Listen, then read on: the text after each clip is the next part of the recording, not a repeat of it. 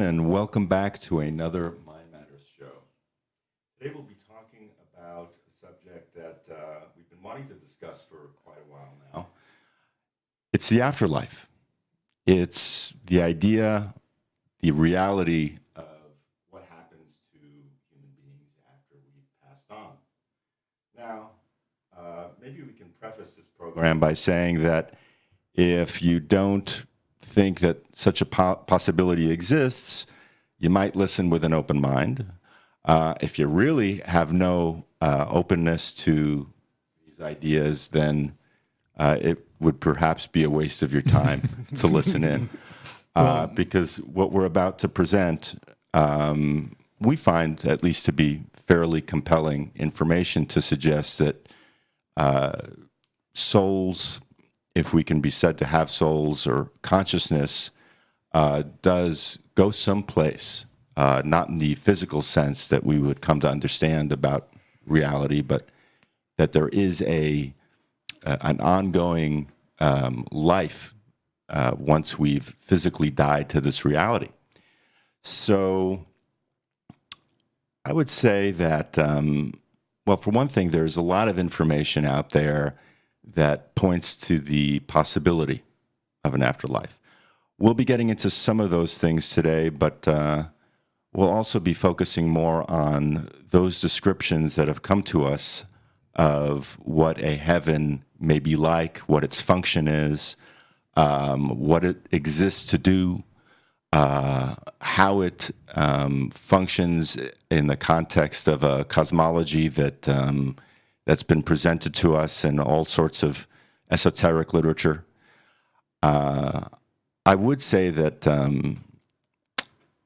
what we can do is we can acknowledge that a lot of people have had near-death experiences, out-of-body experiences. They've seen apparitions of people long gone who've passed away, ghosts, poltergeists, a great plethora of paranormal activity, things that would fall under that kind of grouping that suggest a non-physical, in the sense that we understand it, reality that a lot of materialists and a lot of so-called scientists would attempt to poo-poo and dismiss out of hand. Because of their paradigm of the way they think on the world and of reality. So, yeah. Well, before you get into that, I just want to comment on what you just said. Because today we won't be talking about like the evidence for the afterlife, or at least not in any great depth. We might mention bits and pieces here and there. But for those of you who are not familiar with that, I'm just going to recommend a couple books. One came out recently, I think it was just last year, by Leslie Kane, who's a journalist, and it's called Surviving Death. It's a pretty good book, laying out kind of all of the different areas of evidence suggesting an afterlife, and it's pretty well done and pretty comprehensive for what it is. Something a bit more academic and going even deeper is by the philosopher Stephen Browdy, his book called Immortal Remains, and it's a great book to read because he does cover pretty much all the evidence. His conclusion is inconclusive. He argues that it's not possible to know with any certainty whether that evidence actually points to an afterlife, but the only reason he can say that is because he says the alternative is that basically psi or psychic abilities, or whatever you want to call that element, that must be true to a very strong degree. It would be like either or, in terms of what hypothesis you can go with. Like, you can look at the evidence and say, okay, if we don't accept psi, then it seems like the afterlife must be a reality. This isn't exactly how he argues it, though. On the other hand, if we accept the evidence for psi, we can't prove any of that afterlife evidence actually suggests an afterlife, but it must actually prove that psi exists to a remarkable degree. So while he's inconclusive, he's open to the possibility and lays out the evidence. And then the third one would be a book that we talked about before, I think, a book by David Ray Griffin on, I think it's called like process philosophy and parapsychology or something like that. If you just Google David Ray Griffin parapsychology, it'll come up. He also deals with the vast literature on the topic and comes to the conclusion that it is possible and even probable that the afterlife exists. Or an afterlife. So if you want a background in all the evidence and the philosophical arguments, and from Leslie Kane's book, just an overview of all the evidence, those would be good resources to go to. Yeah, I would just add to that list this book by Stafford Beatty, When Did You Ever Become Less by Dying? It's a short book. It's very well written. He's an academic, and it really covers a number of the areas of suggestion that point to the strong possibility of an afterlife. So, with that, maybe we'll launch right into those ideas we find most compelling on this subject. One of the things that's most interesting to me is that there's this kind of, that list of books that you had just made mention of, Harrison, which is this kind of analysis that's kind of made by parapsychologists and academics that looks at it from a scientific point of view. And then there's a whole body of literature out there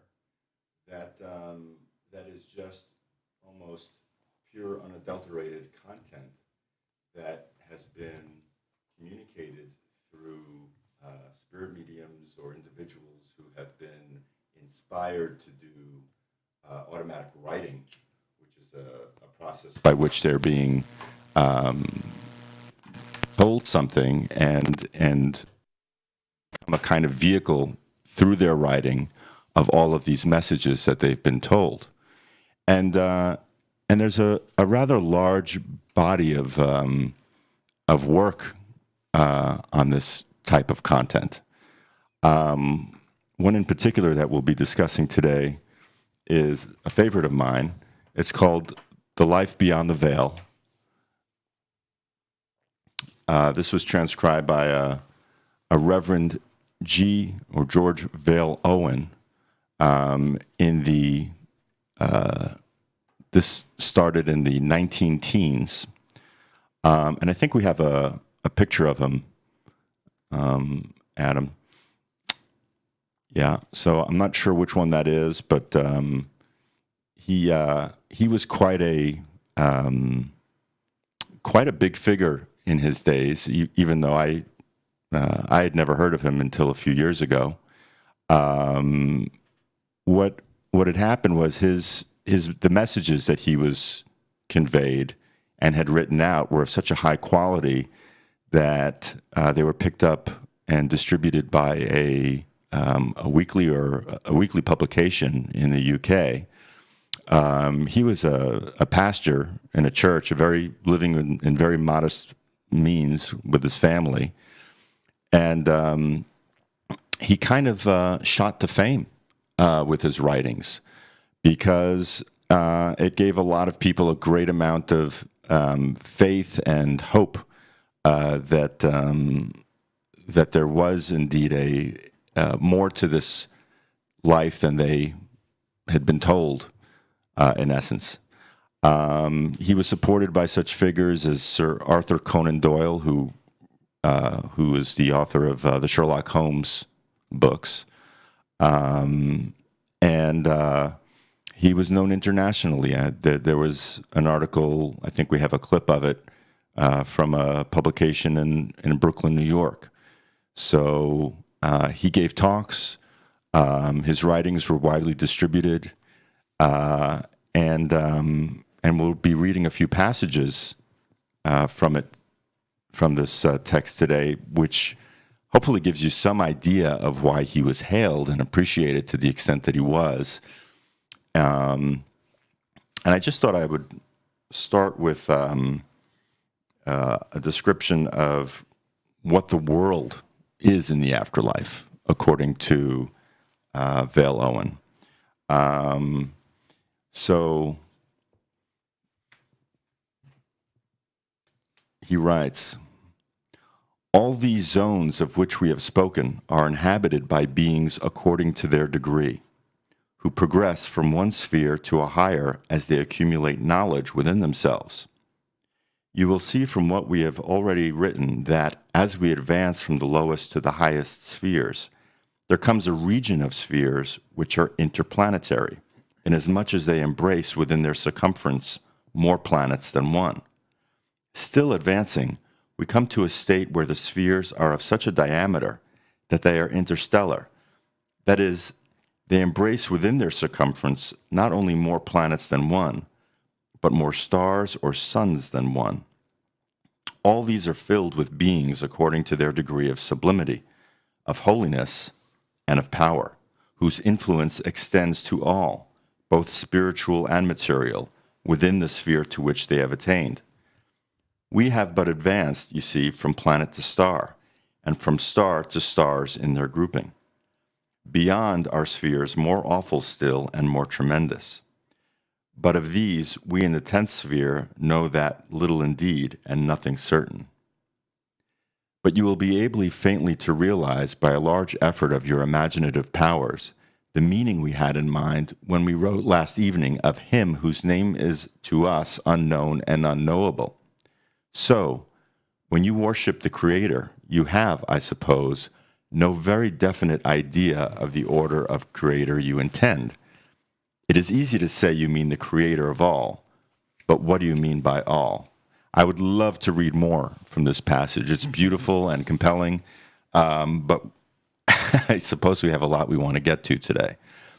Suffice it to say in this this opening that Vale Owen was contacted initially by his deceased mother, and I believe at one point by his deceased child, who is from the other side, also in communication with other, let's say, beings of higher station in the afterlife, who had also, as a group effort, spoken to Vale Owen and conveyed to him many things about the reality of the afterlife.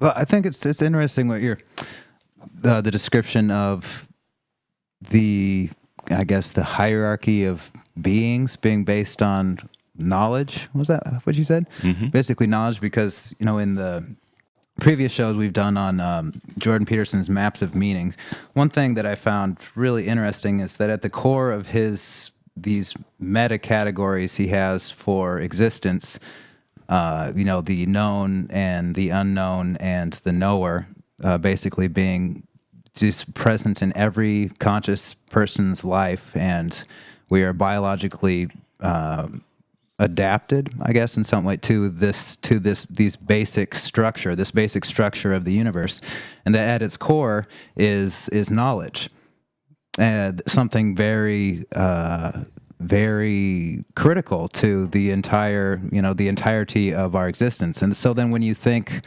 when I'm hearing you say that, I'm just thinking that it's in some way that matches the framework that we understand of existence itself, that there is in the world that we see around us a hierarchy of beings that, a lot of it is knowledge. But I mean, in this way, it seems like knowledge is the prime criteria. The entire hierarchy it's not like whatever competence hierarchy or whatever, but it's knowledge in that very fundamental sense. Mm-hmm.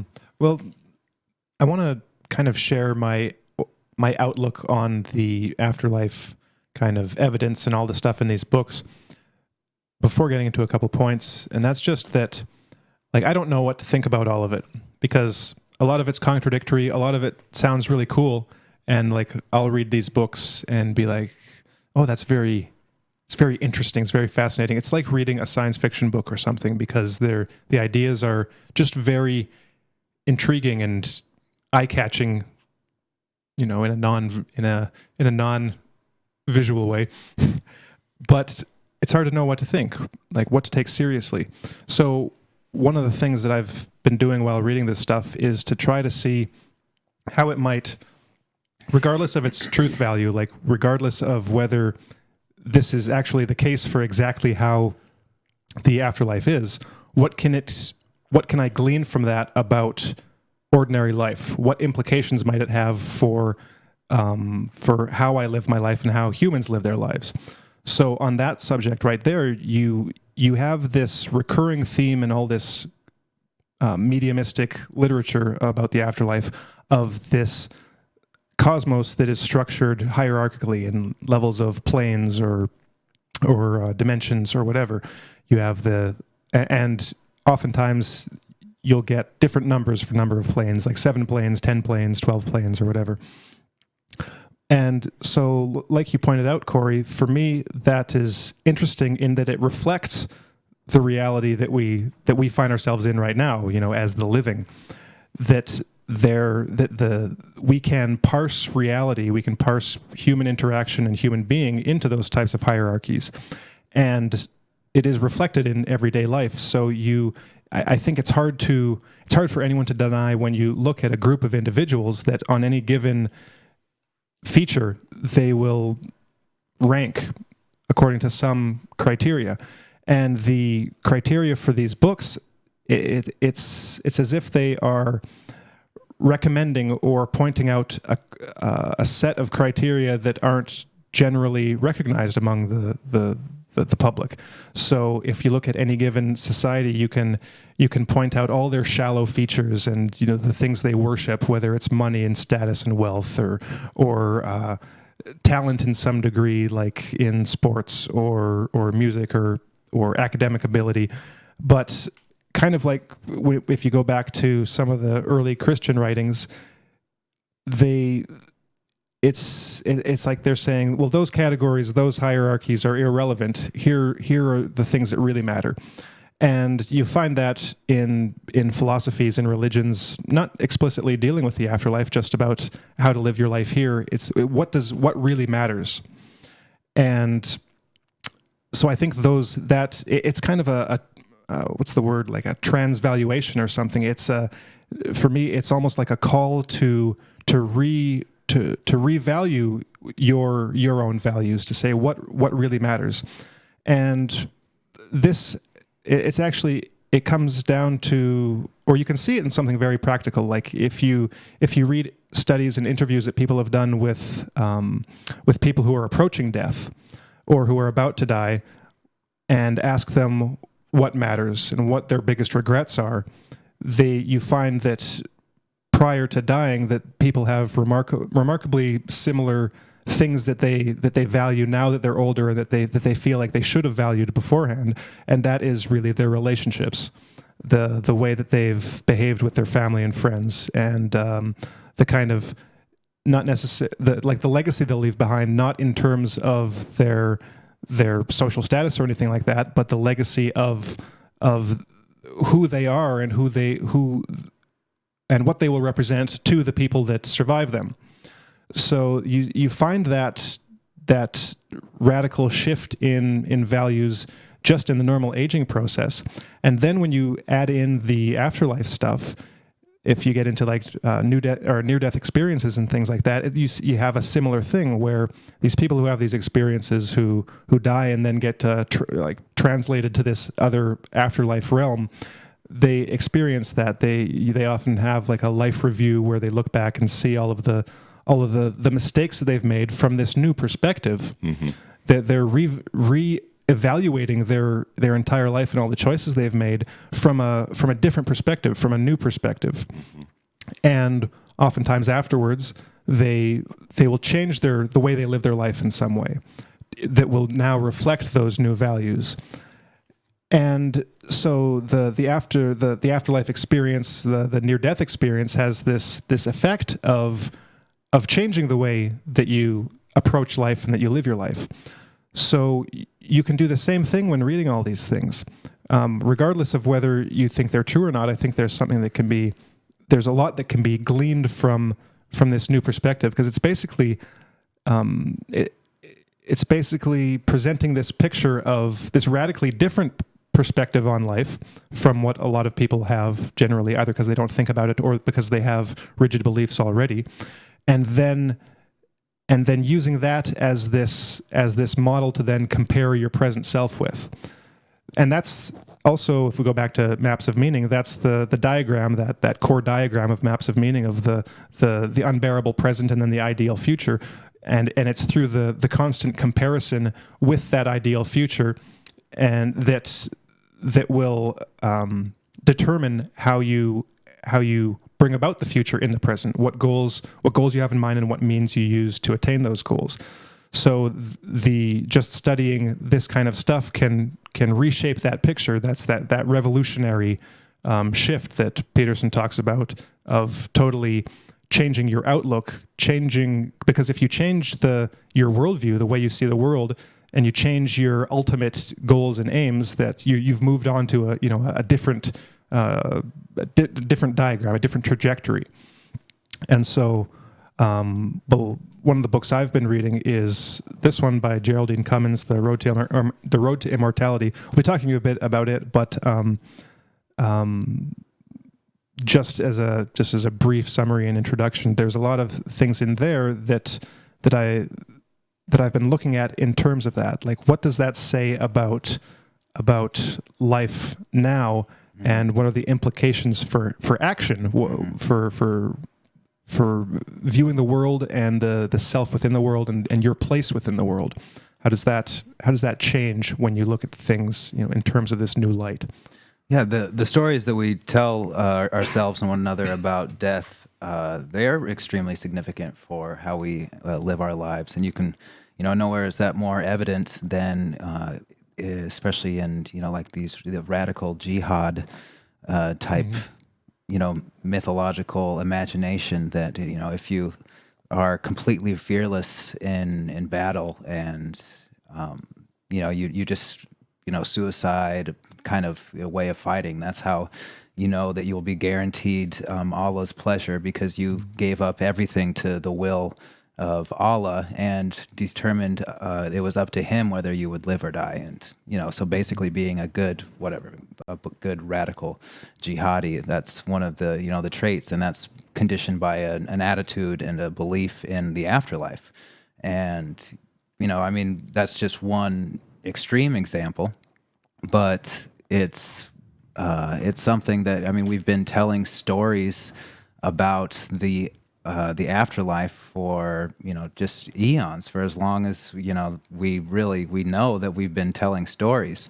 It's reasonable to want a story that's more accurate than it is just pure dogma or craziness. And in like recent years, like in the 20th century, a philosopher, Raymond Moody, came up with that term, the near-death experience, like back in the 1960s. And so that's, then the modern, materialistic paradigm, of academia, even though they're, a lot of these researchers clearly wouldn't be described as materialists, it still fits in within like the bigger, larger paradigm as, these near-death experiences, and trying to compare them to hallucinogenic drugs, and finding the commonalities, and what is the afterlife, and is there life after death? But for in ancient cultures, it seemed like there was much more of the otherworldly journey, like the shamanistic type journey, the fact that there are worlds that we can't see and they exist all around us. It's just some fundamental aspect of human nature, that there are gods, there are places where these gods reside. There is something higher than us, and that it has this, the unknown extends throughout time and space for eternity, and is populated by all sorts of different worlds. Just this infinite expanse, and it's like I was also reading that The Road to Immortality, and different books on the afterlife, and I couldn't help but be struck with that impression of this, if there was one thing to take away from all of the research on psi and the afterlife and shamanic initiations, all the, and even modern day research, that there's a lot more there's a lot more going on that needs some sort of study using the methods that that we have today, using like actual. I mean, because like we were not going to talk a lot about evidence, but the problem is that the kinds of evidence that we want, that we could even hope to get in this kind of a field would have to be the kinds of evidence that would be ruled out a priori by materialist, such as like seances, such as channeling, such as all of the different kinds of evidence that was being utilized in like the 19th century, right, by the Society for Psychical Research, and and that continues to a large part today, but really kind of relegated to the the loony bin, so to speak. It's not considered actual, but at the same time, like I said, it is important. Our beliefs about the afterlife are very significant to us as a species. They determine how we act in our daily life, whether, whatever the great beyond wants us to seek knowledge and, live a Christian lifestyle while, in the pursuit of heaven in, the afterlife, or if the great beyond wants us to, act like crazy jihadis now to, what I mean, so that we could be promised something in the afterlife. It's not, I think I also bring the attitude that it's not that critical to have like a detailed map of what the afterlife is, because as long as you're living your life in the best way possible, that, I think a lot of people, especially in, the West and kind of a modern liberal mindset, would say that that's good enough. I'm not hoping to go to heaven or hoping for this or that. But if your value system is based on the pursuit of knowledge, then this is obviously one area that is still in the the territory of the unknown, and has probably been shut off to people by for selfish interests. It's obvious that you can't really have the government come out and say, we're going to solve the mystery of death for everyone once and for all. Well, Corey, you've said so many interesting things that are commentable on. Earlier, you mentioned that this is that there are worlds unseen and unknown to us that permeate our reality that we're largely ignorant of. Many people go to school for so-called religious instruction, but does that really include spiritual instruction in the way that perhaps we're trying to explain to ourselves here today? So there's that, and your other point about you made a few points, and one of them just made me think that everything that's popular about our understanding of the world and science, and reality and life and death and values, is kind of pushing Western civilization towards the belief that this is not only everything that is, but that you want to accrue as much power and wealth and short-term gratification for yourself as possible, without this acknowledgement of the value of knowledge, and without the aim of growing oneself as a vehicle towards being a source of love and help to other people, because it's not only knowledge that would seem to help individuals grow in the afterlife, in these various hierarchical spheres that are said to exist, but it's also their kind of willingness and the responsibility that they choose to take to carry out definite tasks. So one of the things that this literature suggests quite strongly is that it isn't some passive, navel-gazing life of thinking completely on past things, but of taking on very definite tasks and work that is of the nature of helping others, to bring others to understanding within that realm, but also in the realm of humanity.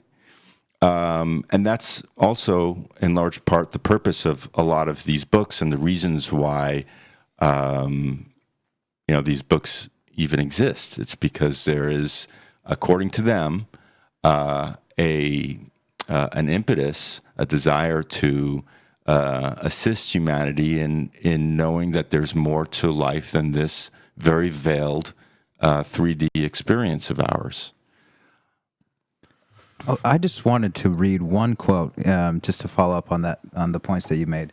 It's from the book that we've been reading, the Geraldine Cummins, The Road to Immortality.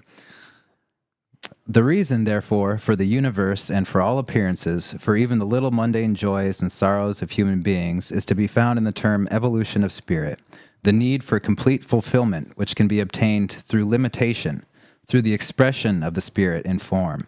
For only through that expression can spirit grow. Developing from the embryo, only through manifestation in appearance can spirit obtain fulfillment.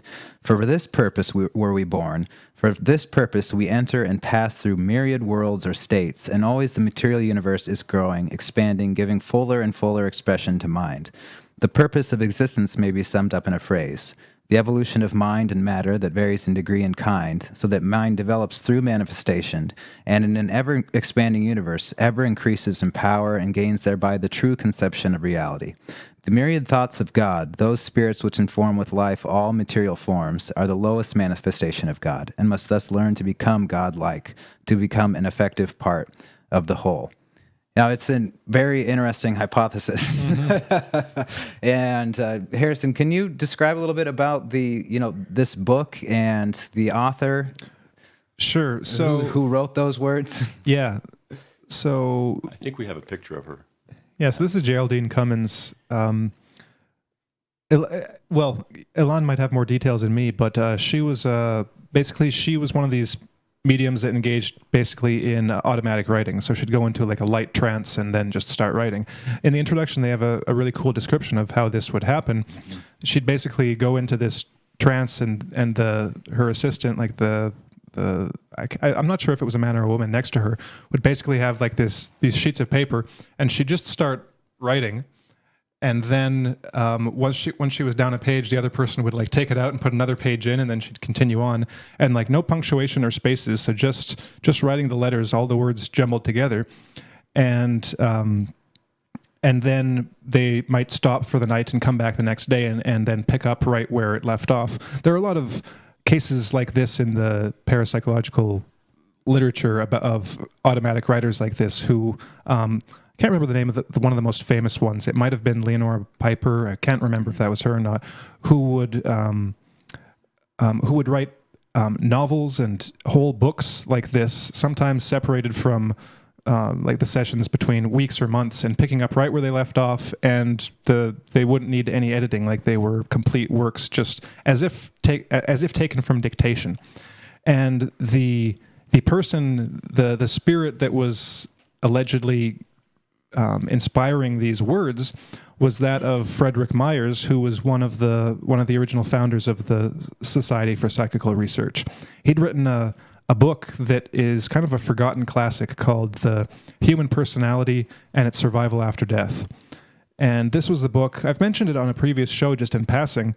William James gave it a great review, saying that it contains like the entirety of our knowledge, speaking about psychology, because Myers was such a great researcher. Like I've got Human Personality, and it's like 2 volumes, 700-page volumes of everything from, and it's not just parapsychological stuff like psychical research as they called it. It's all kinds of weird, interesting bits of psychology, from like hypnotism and altered states, and just kind of all of the stuff that you might even hear about in psychology courses, but that don't go into much depth about. Various forms of automatism, which is like automatic writing, or like a Ouija board or a spirit board, because a lot of people who have tried a Ouija board, for instance, think that, well, like when you're trying it as kids, you think that when it's moving around, oh, the other person must be moving it, and they think you're moving it. In fact, neither of you are consciously moving it. There are all kinds of phenomena like this where if you take away the how to phrase it, when you take away the belief or the things that force you to believe that you are acting and moving consciously, then that opens up the space for your limbs basically to move on their own, unconsciously. At least that's the way I kind of understand it based on reading about these automatisms. So, well, we could go down a whole rabbit hole there, but that's essentially how this book was written. Each of the chapters kind of came in one of these automatic writing sessions. Did you have anything to add about her, or? Well, I just thought it was funny that William James gave a glowing review of his work, of what was his name? Frederik Myers. Frederik Myers, because and must have been inspired to, because in the 1970s, Jane Roberts, who folks might know for her Seth books, which is pretty good, pretty interesting in any case, channeling material. Through Jane Roberts, William James wrote his own after-death biography. Yeah, that's right. So, he's like, well, if this other guy's going to do it, I'm going to do it too. and certainly he had a lot to say that was quite interesting. I haven't read the book in a very long time, but I just thought that was, there's this whole, you have these kinds of anonymous angels, for lack of a better word, or beings living that are trying to communicate these truths. And you also have these guys who are living here who are saying, hey, I've made it to the other side and I've got something to tell you guys. And it's kind of important. So I just thought that was very interesting. Yeah, and these would be the guys to do it because like William James and Fred Myers were not only... Well, Myers, I believe, was a classicist. James was a psychologist, but they were both intensely interested in what we'd call parapsychology today.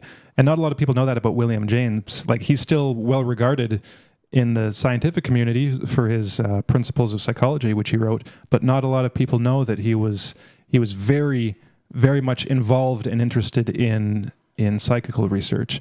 And so, yeah, it's kind of funny that they'd both apparently come back to dictate some afterlife material. But a couple of comments on this book. So through Geraldine Cummins, Myers gives his kind of picture of the afterlife, and he divides it up into these 7 planes. And well, it's kind of interesting because by the end of the book, he basically says that he currently is at like the 4th or the 5th plane. I can't remember, but he describes the planes above him. So it makes you wonder, well, how does he know about the planes above him if he hasn't experienced them yet? So maybe from his perspective, and this is, I'm going to just be speaking as if it's all true, just for ease. But it's almost as if, well, maybe he had these higher spirit guides telling him what the above was like. But you got to take some stuff with a grain of salt. But the picture that he paints of these planes is very interesting because it basically says that the way he describes it, between these planes, there's a period of almost like relaxation or going to sleep. And he describes these as journeys to Hades, as he calls it. Fitting, given that Myers was a classicist. So right after death, you go into this kind of stupor, sleep-like state of Hades, which can be just a kind of like an easy passing for a lot of people, or a lot of people can kind of get lost in the haze, maybe not know that they're dead, and just be kind of groping through the fog, chasing after the possessions they left behind or the people that they're looking for, and just kind of get perhaps temporarily lost in this Hades-like environment. But then in the next plane, which he calls the plane of illusion, this was the most interesting for me because there are some correlations with like near-death experience stuff and religious traditions, but basically, as he describes it, this is kind of like a realm or a place that is a dream world that is created based on the memories of the consciousness involved, and it's kind of this dual effort by these spirit beings that are already in this plane, or the higher ones, and the dead person themselves, who are creating this illusion world. And the reason it's called the plane of illusion is because when you find yourself there, it might be like you are presented yourself in like your ideal form, young and full of vigor, and the environment you find yourself in is the environment you'd want to find yourself in. Maybe it's your like your home, like an ideal cottage that resembles your own, but everything's better because it's your ideal image. And so, just like in Hades, you can get lost in this realm, spend long periods of time there because it's the thing that you've longed for. It's the life that you've longed for.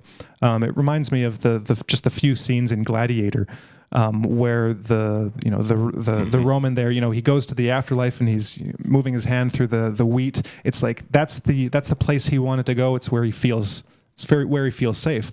But what Myers is saying is that's an illusion. It's created out of your own desires and like the lifelong image that you've formed in your mind of basically it's that goal that you've been directing your life towards, whether you're conscious of it or not. And so you'll encounter people you want to meet, might be dead relatives or going in the kind of like an opposite direction. Any kind of vice you have will be fulfilled. Anything you want will be fulfilled because it's like a fantasy realm. It's where you can live out your fantasies.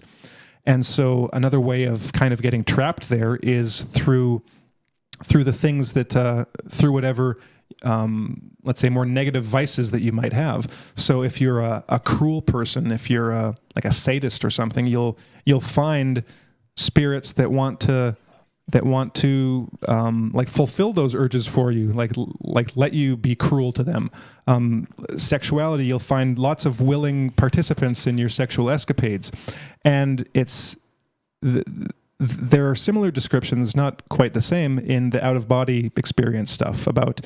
I think who's the guy that wrote all the out-of-body experience books? Bob Monroe, I think. Robert Monroe. Yeah, and so he talked about going through this realm of like these realms of just like heaps of bodies engaged in sexual activity, and it's just like the way he saw it is they were trapped there because they were so obsessed with sex that they didn't realize. First of all, they didn't realize they were dead, and they didn't realize there was anything more. And so it was this constant search for this constant search for sexual gratification that was never fulfilled. And that's one of the points that Myers makes, is that there's always something missing in this realm of illusion, in this fulfilling of fantasy, because you're always chasing something that you can never quite get. And that's what it's like with cruelty, he says, for people who are constantly looking for cruelty. It never quite pays off. And you see that in real life too, like with serial killers that we've talked about, how they're chasing this fantasy that they've developed in their mind for years. And every time they fulfill that fantasy, it's never quite enough, and they've got to do it again, and they've got to do something different.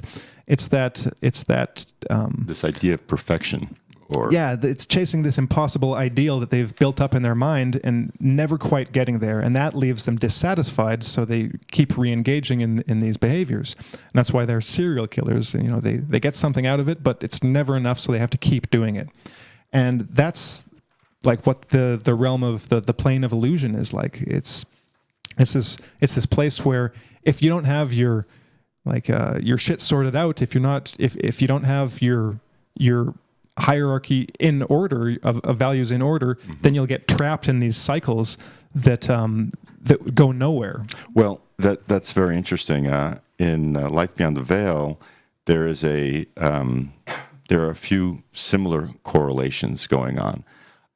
What's described in this book as the dim lands, or areas that are physically and spiritually quite unpleasant to people, because if they are people who are just existing in their physical existence to satisfy their whims and engage in pride and arrogance and self-gratification, then they will naturally fit into these dimmer areas of the afterlife, where they're surrounded by all of these other people who have very similar inclinations. Mm-hmm.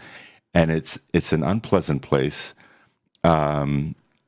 It's deeply upsetting to read about. But then there's something very interesting that the beings present as a possibility for these individuals, and that is that there is always a kind of chance for the people who found themselves in these dim lands or these lands of illusion to grow and to be aided and assisted by powerful beings whose job it is to listen to them, to work with their psychology, and if necessary, to do a kind of evacuation of this dim land to areas that are gradually more filled with light and understanding, where they're not going to be subject to those beings who are closed off to the possibility, who have closed themselves off to the possibility of growth and knowledge of themselves.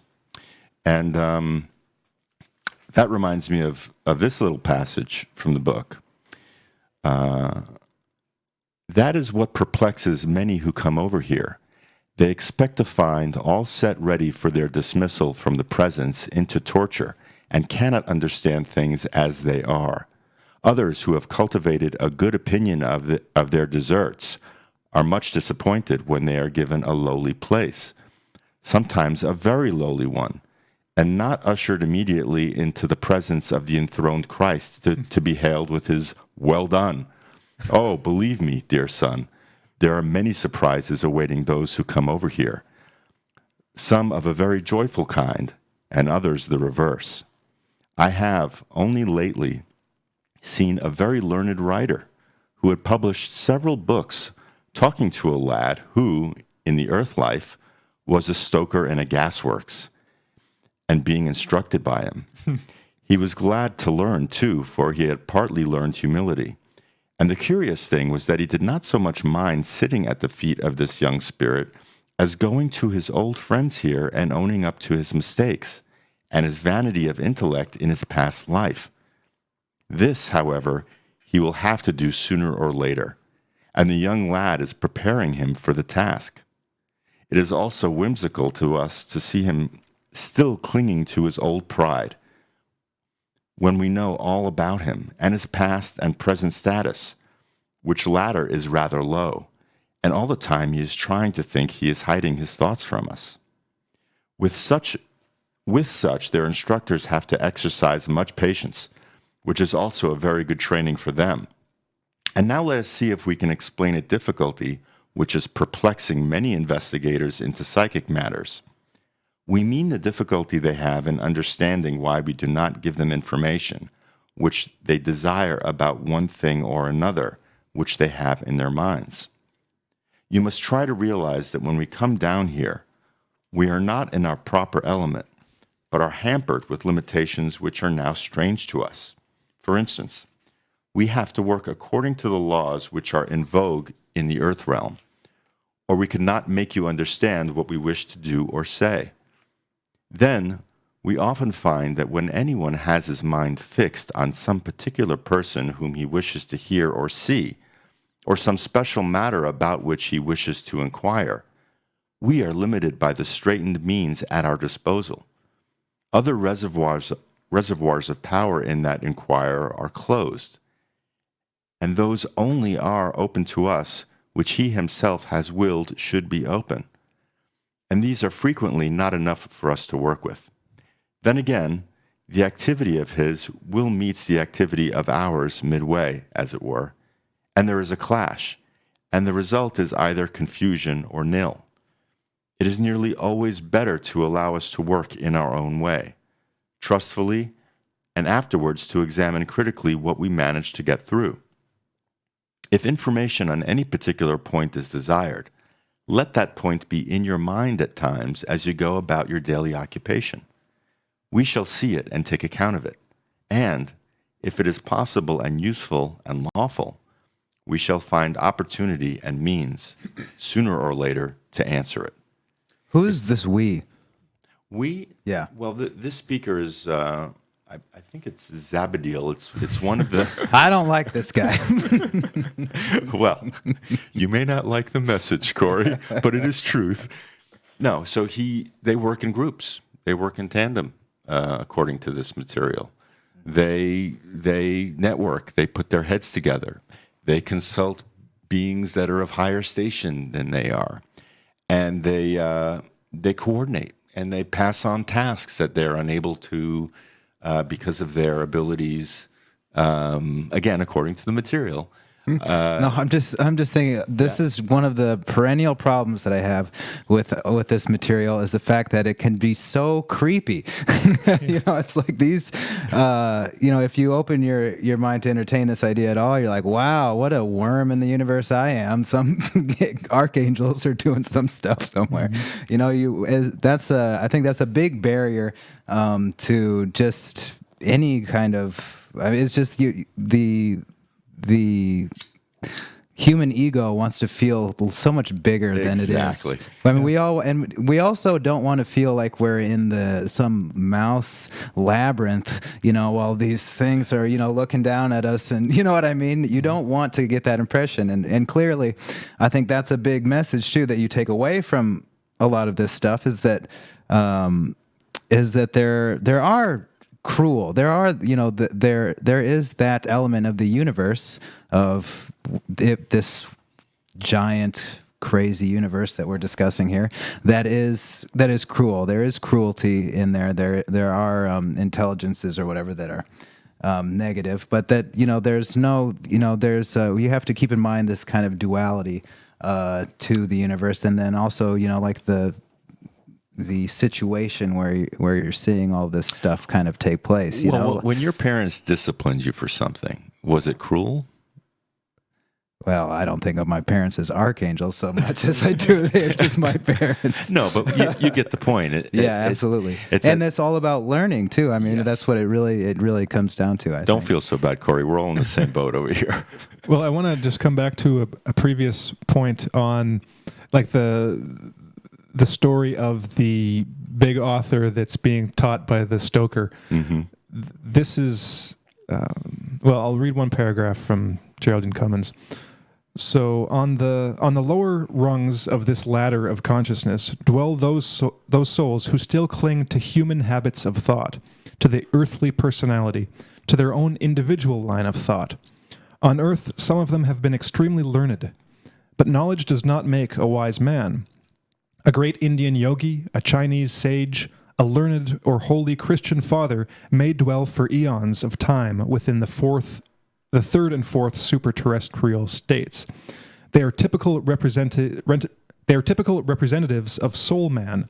Soul man is the step above animal man, just ordinary people. And they have his shortcomings. They cling to the line of thought which was theirs on earth, and so they remain sadly individualized in it. They are caught in its dream, and are snared in the many errors thereof. For instance, the Indian yogi and the Chinese sage may still seek only to follow the aspiration of their particular religion or philosophy, the freeing of the soul from matter, ecstatic contemplation of the universe. So this is a theme that comes up in this book repeatedly, is that the rigid belief systems that you hold while on earth carry over into the afterlife, and that these are actually a burden. Because like a devout Christian, for instance, might get into the realm of illusion and be convinced that they're in heaven. It's like, oh, I've made it. That's it. Okay, time to relax and listen to the harp music. And might be basically essentially trapped in that static state for all this time and be totally neglectful of the fact that there are vast distances yet to travel in the up this ladder of consciousness. And so again, bringing it back to the practical sphere, is that if this is the purpose of life, to grow to evolve in spirit and in wisdom, then you can't be rigid in your beliefs, because, well, first of all, what if they're wrong? Chances are they're wrong, just right off the bat. So if you hold on to these rigid beliefs, they're actually going to hinder you and hinder your own development, because you haven't analyzed them, you haven't questioned them, and you'll basically be stuck in them. And this there's a couple other things in this, and one is, if the realm of illusion, if you imagine it as this kind of fantasy creation realm, then you can apply this to everyday life. For example, by looking at your fantasies. If you do some just imaginative work of going into your mind, first of all, like maybe catching yourself when you have a daydream, when you're fantasizing about something, and then analyzing it. Or first of all, recognizing that you're daydreaming, that you're wasting your mental energy on some fantasy that doesn't have any basis in reality. And then maybe you can do some work in that fantasy. Well, what are you fantasizing about? What are the main themes in your fantasies? What kind of lack does it show? What does it show that you're searching for that you don't have in your life? What kind of like psychological features does it have? Are you constantly like perhaps do you obsess yourself? Yeah, what are you obsessing over? Maybe it's you're constantly fantasizing about awkward situations at work, or having to or failing at a meeting that you have to go to and doing a presentation or something like that, whatever it is in your particular situation. If you kind of put into practice what presumably happens in the afterlife, then there might be some benefit to that, both in the afterlife and definitely in your regular life. Because if you actually look at the things that frighten you, or the things that you are the kind of pleasures that you're seeking that you're not seeking consciously, and you don't actually have a plan for, and that don't have any basis in reality, if you actually do some of that work now, you're going to be a more effective person. You're going to know yourself a bit better, and you're not going to be just this kind of sad person fantasizing, daydreaming about reality instead of actually living your life. So you're going to actually have benefits in your actual life. And this made me think about the review process. So you die, and then you review your life and see all the mistakes you've made. Well, you don't have to wait until you die to do that. You can review your life now and try to see the mistakes that you've made. You can do this before you go to bed at night, looking back at the day that you've just lived. And you look at the interactions you've had, you look at the things that you've said, you look at the way that you've behaved with the people around you, and you compare that to your ideal that you have. Well, what did I do wrong? Did I do anything wrong? Chances are you did something wrong, because everyone does, and no one lives up to their ideal. So you have to have it pays in the present to have a picture of your ideal, and to actually be able to judge yourself based on that ideal. Do you want to say something, Corey? Yeah, and just to add then that there's no eternal damnation necessarily around doing things wrong. Basically, it all comes back to just taking what we've been reading at face value, that it's all about learning. That there's a number of different elements involved in these afterlife studies and other worlds type studies, and one of them is the duality of man. And that, yes, we are physical bodies, we have physical limitations, but these limitations are there in order for us to learn through the necessity of having to learn. And that the problems that you have, whatever the sins that you commit, are sins insofar as you don't learn from them. But if you take this entire thing, seriously, like you said, you don't have to wait till you die to think, well, shoot, what could I have done better today? Or what can I do better tomorrow to be proactive? And I think in some way, when you start to apply those kinds of things, that what you're doing is you're showing that what you've learned, the lessons that we're here to learn. Mm-hmm. That deep down, it's not about changing the world so that the utopia comes in. It's simply you've learned. Mm-hmm. And then maybe when you die, you can write a biography, right, well, your autobiography. Well, you'll be prepared for this kind of thing. Like you won't have a rigid idea of what's going to happen. You'll just be aware of the possibilities. So when you find yourself perhaps experiencing a life review, you'll already have done it, right? It won't be as much work as it might have been otherwise, because even in this book, one of the things I don't really like about some of the afterlife stuff is skirting over the unpleasant aspects. Like this guy gets into some of it, but he'll even say at various points, "Oh, well, I won't dwell on that nasty stuff." Yeah. But no, I think you should really consider it and be prepared for it. And if you deal with that stuff in the present, then it might not be such an issue later on. And it's kind of the way I see it. It's a very rational perspective to take on the afterlife in comparison to the more traditional views on the afterlife. So just the very rigid, like heaven or hell, for instance. If you've considered these things, well, if you really deeply believe in this eternal torment, you might go there, and you might experience it, and it might seem like an eternity. But again, without the awareness that, oh, maybe I'm just dreaming this eternity of torment. Maybe I'm partially creating this for myself. And again, that applies to real life. If you're living in a perpetual torment in your life, maybe there's something you can change. Maybe there's something you can do a bit better to get out of that torment. Chances are that you can, because a lot of people have done it. Like picking themselves up out of that hellhole that they're in their everyday lives and making something more worth living about their everyday lives. So from my perspective, it pays off either way. Well, whether you believe in it or not. But why believe in that when you can believe that the world is just a big accident and nothing matters? Mm-hmm. Well, that's the thing. I mean, you said earlier, Corey, that we're here to learn certain things. The other choice is that you don't have to. The life on Earth presents you with another possibility. You can be totally self-satisfied and not learn a damn thing, and then find yourself utterly surprised as a possibility to have this same consciousness and belief in another unpleasant sphere of existence.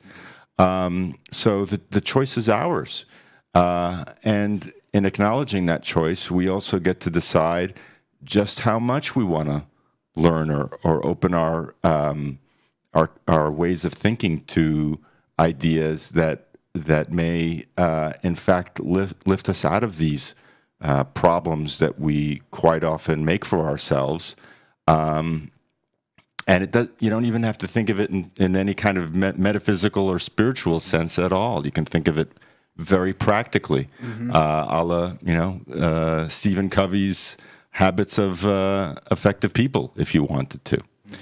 But on the subject of being proactive, there was another passage here that I found quite interesting on the subject of prayer, because I think, I'll speak for myself. Sometimes life is quite difficult, and in a fit of difficulty and challenge, you might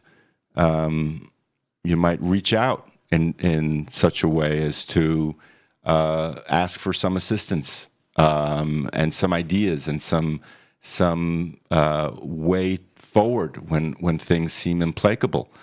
So here's this passage here. I don't know which archangel or being it is that's describing this. There are several in the book. Probably a jerk. One thing it may be well to notice is the efficacy of prayer and meditation. You have already received some instruction on this subject, and we would add to it. Prayer is not merely the asking for something you wish to attain. It is much more than that. And because it is so, it should receive more careful consideration than it has yet received. What you have to do in order to make prayer a power is to cast aside the temporal and fix your mind and spirit on the eternal. When you do that, you find that many items you would have included in your prayer drop out from the very incongruity of their presence, and the greater and wider issues become to you the focus of your creative powers. For prayer is really creative, as the exercise of the will, as seen in our Lord's miracles, such as the feeding of the 5,000. I don't know what that is or remember. And when prayer is offered with this conviction, then the object is created and the prayer is answered. That is, the objective answers to the subjective in such a way that an actual creation has taken place. This does not happen when the prayer is wrongly directed. Then the projection of the will glances off at a tangent, and the effect is only proportionate to the scattered rays by which the objective is touched. Also, when the prayer is mixed with motives unworthy, it is proportionately weakened, and also meets with opposing or regulating wills on this side, as the case may require. And so the effect is not attained or desired. Now, all this may sound rather vague, but it is by no means vague to us. For you must know that there are appointed guardians of prayer here whose duty it is to analyze and sift prayers offered by those on earth, and separate them into divisions and departments, and pass them on to be examined by others, and dealt with according to their merit and power. In order that this may be done perfectly, it is necessary that we study the vibrations of prayer as your scientists study the vibrations of sound and light. As they are able to analyze and separate and classify the rays of light, so are we able to deal with your prayers. And as there are light rays with which they are confessedly unable to deal, so many prayers present to us those deeper tones which are beyond the range of our study and knowledge. These we pass on to those of higher grade, to be dealt with in their greater wisdom. And do not think that these latter are always found among the prayers of the wise. They are frequently found in the prayers of children, whose petitions and sighs are as carefully considered here as those of nations. This is very interesting to me. Whole prayer bureaucracy. Yes. Well, that you have, as a possibility, these beings whose job it is to consider, because what is a prayer? It's a message, a signal, an act of humility that's being communicated to powers greater than or above us as individuals, and it's a proclamation of one's own ignorance, difficulties, challenges, that acknowledges the existence of higher powers that may be in a position to be of assistance. So, yeah, and just as a personal exercise, I mean, it's been so long since I've done it like regularly before bed. But I remember as a kid, just praying for. You pray for mom, you pray for dad, you pray for everybody else in the family, and then you're like, and if I could get that new Mega Man toy, that'd be great. You know what I mean? But as you're praying, you're putting your heart into it, and you're really doing your best to be authentic and to really think about the person, and really with the intention. You're giving some part of your heart I think to somebody, and I know that, and I worked as a homeless shelter manager for a while, and before every dinner we would get together and it'd say a prayer, or if somebody special decided they had a prayer to say, that they'd come in and say a prayer, and it was always something very very effective about it. Very effective in promoting some kind of an atmosphere of trust, and there's just something very healthy and beneficial, I think, about prayer in general. Whether or not there's a bureaucracy that's sitting there stamping this prayer, and then they're like, void, cancel. Well, like one of the so I had a difficult time some time ago, and it was with a friend, and I was praying for understanding. To be a better friend, and that the situation wouldn't become worse than it was. And at some point during this attempt at a prayer, I thought, no, stop praying for yourself. Stop praying for less anguish over this whole thing. Pray for the other person. Pray for their well-being and their understanding and their relief.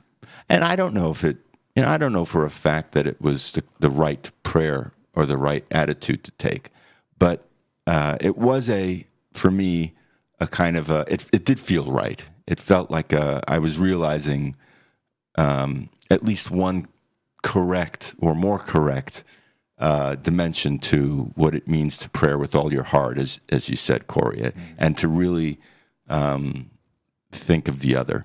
So, well, maybe I just wanted to talk about one other subject on this, and that's reincarnation, because different religions have different views on, of course, what happens when you die. Some religions believe in reincarnation, some don't. So what I find interesting about Geraldine Cummins' book is the kind of combination of both possibilities. Because from the Christian perspective, you have one life and then you go to the afterlife and that's it. And from an Eastern, like maybe a Buddhist perspective, reincarnation is just accepted, you come back. And I personally think the evidence for reincarnation is pretty good. Again, it's talked about in some of those books that I mentioned. Ian Stevenson did a lot of good work on that, and I can't remember the name of the guy that's kind of taken over the mantle of this kind of research, but if you search Ian Stevenson, you'll find this guy's books too.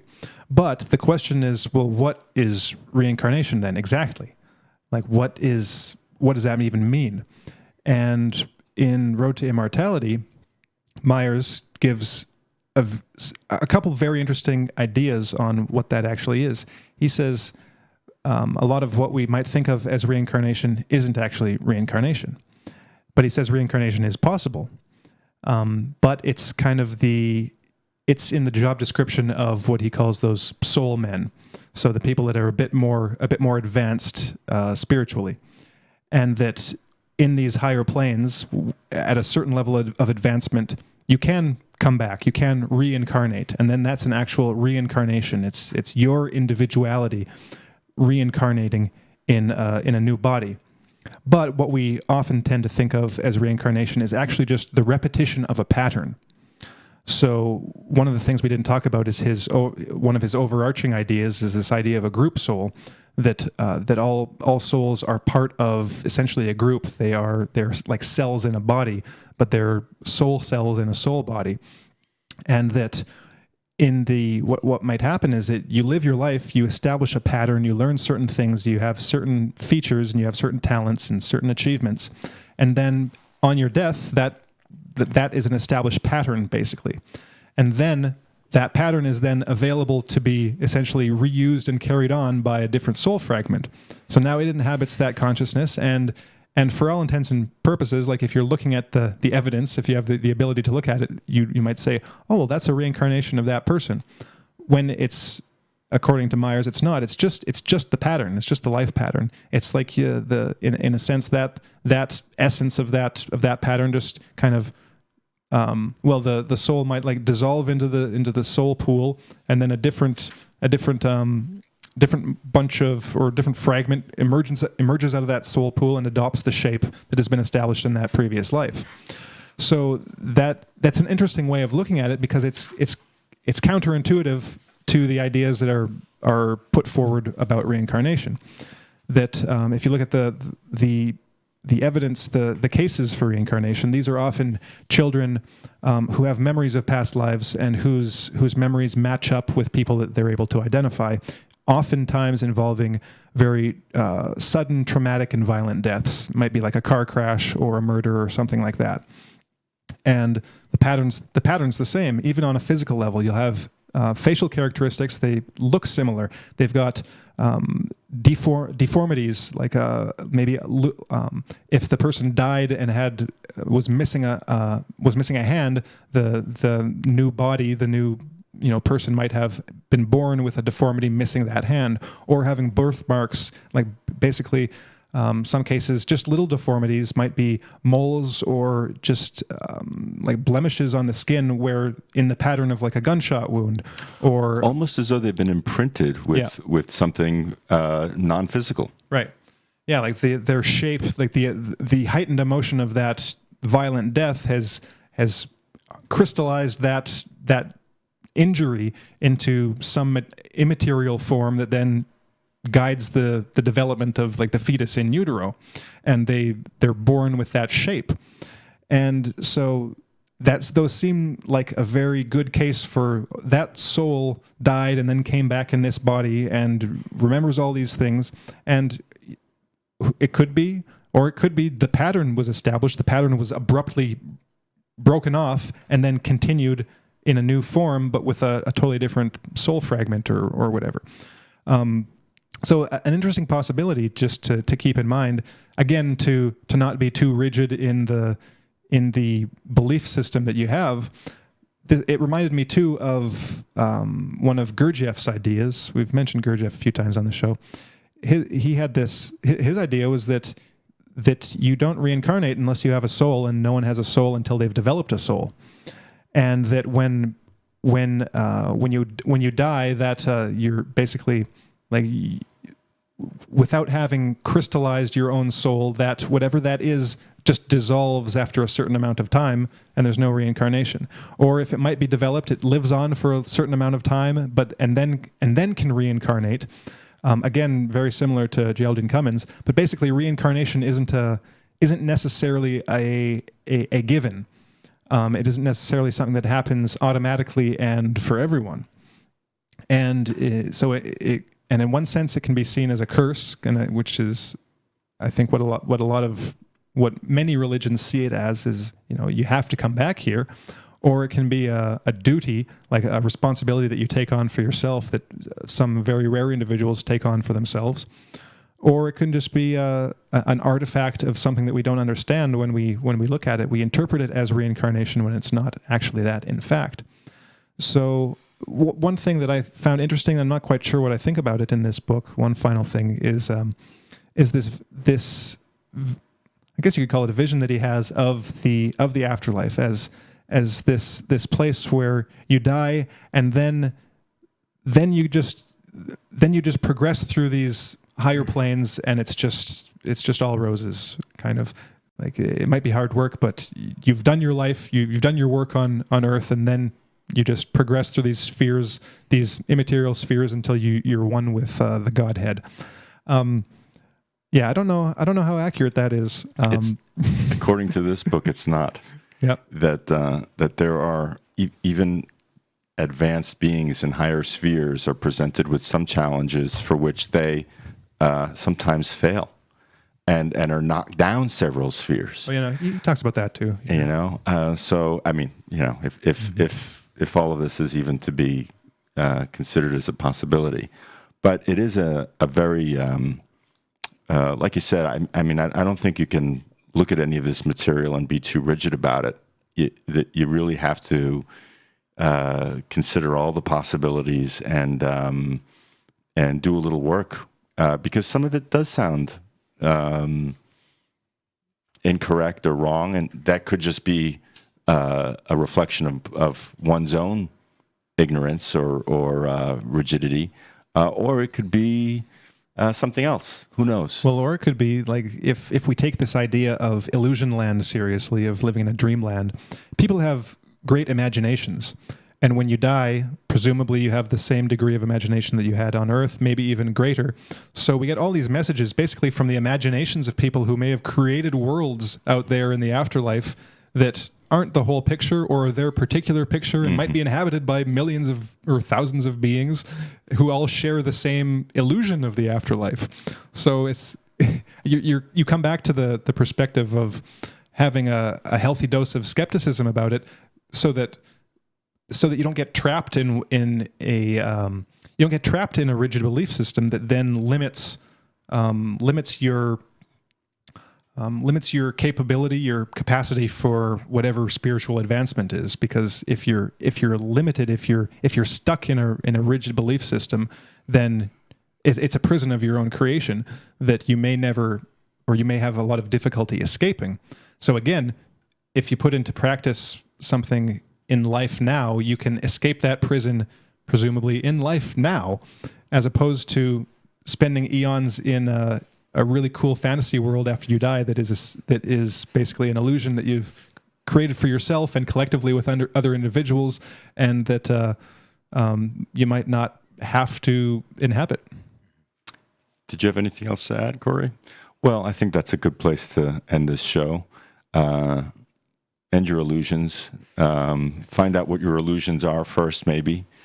And yeah, it's a very interesting topic, the afterlife. We hope to be revisiting it at some point in the not too distant future. In the meantime, thanks for listening, folks. We appreciate it. Smash like and hit subscribe, and we'll see you again very soon.